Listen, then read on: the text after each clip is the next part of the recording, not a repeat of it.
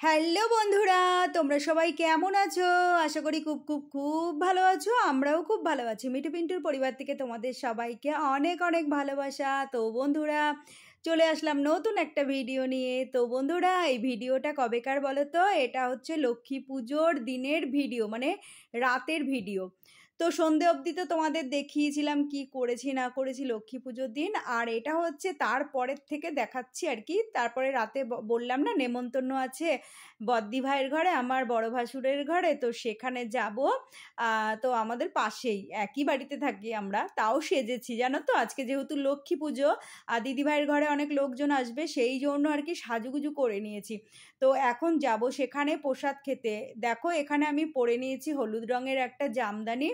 ও sorry, এটা handloom. আমি না জামদানি পরে পরে আমার মুখে খালি না চলে আসে জামদানির কথা। এটা হচ্ছে হ্যান্ডলুম শাড়ি, হলুদ রঙে। দেখো কালারটা কি মিষ্টি, পুরো একদম গুঁড়ো হলুদের কালার।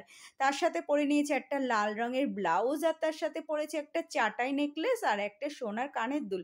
তো বন্ধুরা, আমি তো রেডি হয়ে গেছি, আর মেয়ে রেডি হচ্ছে। মেয়ে বলছে কি পরবো কি পরবো, যেহেতু সকালবেলা শাড়ি পরেছিল তাই এবেলা শাড়ি পরবে না। আমি বললাম আমার একটা কুর্তি পর।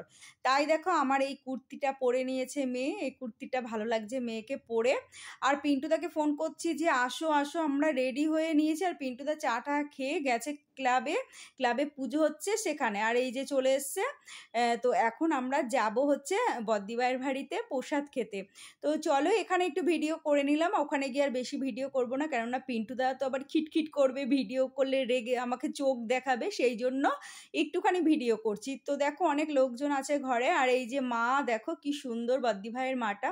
তো আমি পিন্টুদাকে অনেক দিন ধরে বলছি যে আমাদের আর মাটির বড় ঠাকুর এনো না, আমাদের একটা এরকম বড় একটা লক্ষ্মী ঠাকুর এনে দাও, মানে পিতলের, সেটাই আমরা সারা বছর পুজো করব, আর বছর বছর কিনতে হবে না।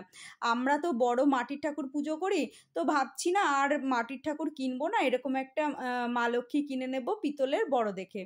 তো এই আর কি। তো যাই হোক বন্ধুরা, দেখো কি সুন্দর আলপনা দিয়েছে বদ্দি ভাই, দেখতে খুব ভালো লাগছে। তো চলো মায়ের সাথে একটু ভিডিও করে নিই। এই যে দেখো মায়ের সাথে একটু ভিডিও করছি, মেয়েকে ডাকছি, বলছি আয় একটুখানি মায়ের সাথে ভিডিও করে নিই। আর খুব সুন্দর সাজিয়েছে দেখো। বদ্দি ভাইয়ের পুজো হয়েছে মনে হয় 6:30টার দিকে, এই আর কি। তো লক্ষ্মী পুজোটা সন্ধ্যেবেলা হওয়াটাই ভালো লাগে দেখতে, তাই না? তো চলে বন্ধুরা, এই যে আমি আর আমার মেয়ে একটু ভিডিও করে নিয়েছি। তো এবার আমরা একটু প্রসাদ টোসাদ খেয়ে নিই।